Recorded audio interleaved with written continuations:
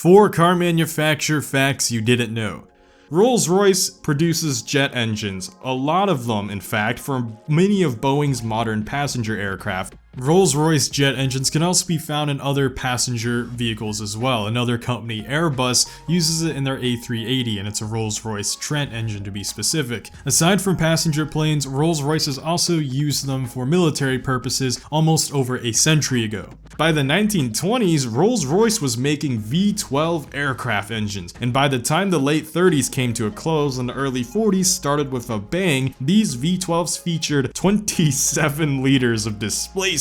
And if you thought that size was insane, wait until you hear the horsepower that these bad boys made. The Rolls-Royce Merlin series of engines were used in the Supermarine Spitfire and made around 1030 to 1200 horsepower depending on what the Spitfire was used and tuned for. Rolls-Royce even made supercharged V12s like the Kestrel. We're talking about supercharging a V12 engine way back a century ago. And if you thought that was the most insane thing they ever did, it still doesn't end. Because guess what was more insane than that? Well, the Avro Manchester bomber used the Rolls-Royce Vulture, which basically looks like 2 V12s stacked butt to butt with one another, sharing a crankshaft, forming an X shape. Yeah, an X24 engine, making 1550 horsepower. In 1937, mind you, that's 1,550 horsepower. That is a lot of horsepower for an engine made way back then. That is a lot of horsepower even for an engine made today.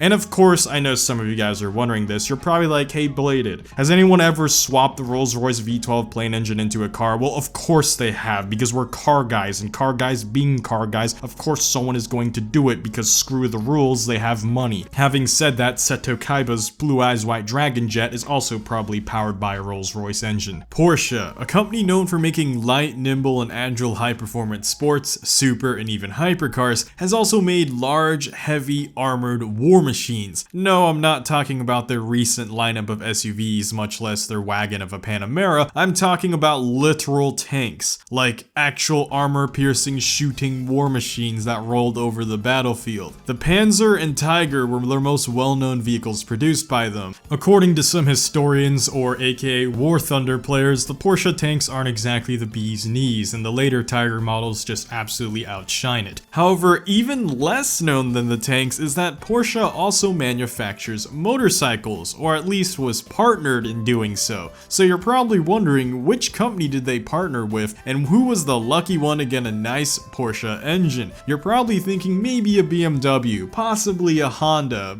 but believe it or not, it was a partnership with Harley Davidson. Porsche and Harley, as unlikely as it seems, have actually been collaborating with each other for quite some time. As early as 1996, the development of the first liquid-cooled engine that would end up in the V-Rod was already starting to begin. Harley actually sent some of their engineers to stay in Germany with Porsche to learn the ropes, and it's kind of cool when you think about how the liquid-cooled 911 was also made around the same time. So it's almost as if they were both kind of trying to move away from the air-cooled icon of their brand and making something more futuristic and more modern and more powerful, while still keeping the heart of the brand. Like 911s to this day are obviously still rear-engined, and they still have flat sixes. Harley unfortunately could not break the stubborn purist wanted, so the liquid cooling technology they learned alongside with Porsche unfortunately kind of didn't go anywhere for them, and that's just a matter of marketing, and it's a total tragedy. The Porsche HD V-Rod and also its other derivative, the Porsche HD Night Rod, were Porsche-powered Harley Davidsons. Also, the Harley Davidson VRS SE2 Screaming Eagle custom vehicle operations, as well as the Harley Davidson VRX SE Screaming Eagle V-Rod destroyers, they also featured this Porsche engineered engine. Unsurprisingly, these engines were fast. They turned the otherwise lethargic, large, basically, lazy boy sofas that Harleys are usually known for into brutal land barges capable of accelerating to 0 to 60 in just 3.5 seconds for the V-Rod and 3.2 seconds for the Night Rod. And this was during a time period where those speeds were actually considered very impressive. Honestly, even by modern standards, it's still very impressive. Obviously, they're nowhere near close being the fastest motorcycle to ever be produced, but that wasn't their goal. Unfortunately though, this bike wasn't well received, and that's probably why it's one of the least known vehicles ever to have Porsche's involvement with. Even less known than the tanks that I just started this video off with. If you thought the first generation of liquid-cooled Porsche Porsche 911s had it rough, then you really haven't seen how rough the reception for this first liquid-cooled Porsche motorcycle engine. I used to own one of these Porsche HD night rods, and like many of the other owners, I was definitely subject to a lot of the constant heckling from the Harley purists. Thankfully though, you wouldn't hear much of that heckling because the average Harley rider is probably 3 stoplights behind anyways. What was good though is that the rest of the world didn't give a crap about purism or lineage or blah blah blah blah blah. They actually thought that this was one of the coolest vehicles ever. It sold so well in Australia and Germany, and even in places like Mexico and China, that despite it being absolutely loathed in the United States by its Harley purists, HD kept this partnership going into 2017 until the vehicle was unfortunately discontinued.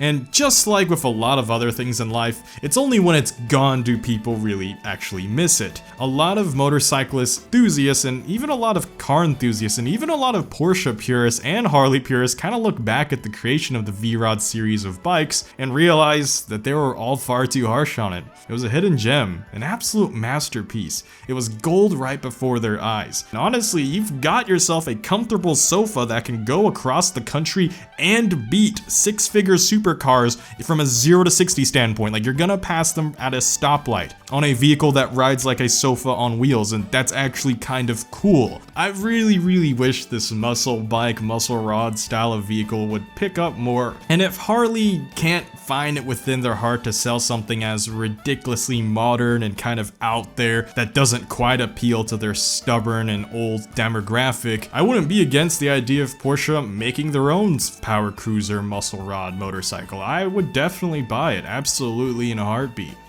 Honda. Honda is a household name, a company that people think of whenever they think of reliable, dependable, and cheap, affordable cars. Having said that though, it'd be surprising to hear that when they first started their company, they didn't even make their own engines. In fact, they used a lot of overstock engines left over from the World War II era. Honda also wasn't a star student himself. He wasn't someone who was insanely talented or came from an insanely wealthy family. Yet in spite of that, he was able to succeed and also adapt and even engineer for the sake of his company's success. Honda's most sold vehicle actually outsells the most sold car of all time. The Toyota Corolla has sold about a third of 100 million units, but the Honda Super Cub still holds the record of the most sold motor vehicle ever at 110 million units. Honda, obviously based on the entry of this video, you can tell, was known for making motorcycles first, and their original logo, which is still being used on their motorcycles, can be seen on a lot of their modern motorcycles, and you can see where their pride lies in their craft.